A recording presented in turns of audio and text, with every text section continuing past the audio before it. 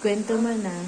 Yung dati kong ngipin, sabi ko kay Papa, nagkagalaw yung ngipin.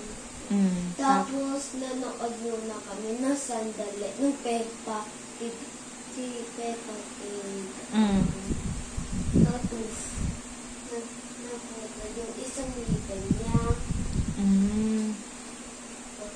Brave ba siya?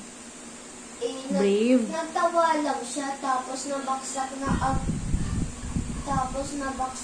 agad yung ngipin niya. Hindi siya ni-toothbrushing. Nagtatawa siya. Eh, kay Papa, anong ginawa ni Papa? Nasasaktan na ako. Konti lang. Yung ngipin ko. Tapos nagdaglag na. Saan? Sa labog ng CR. Opo.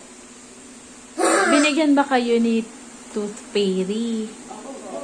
Hindi ko naalala na yung kung ilan na yung pera na iyon.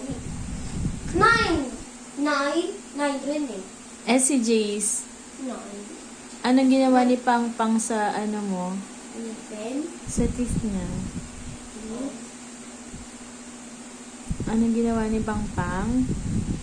Pakita mo nga, smile ka nga.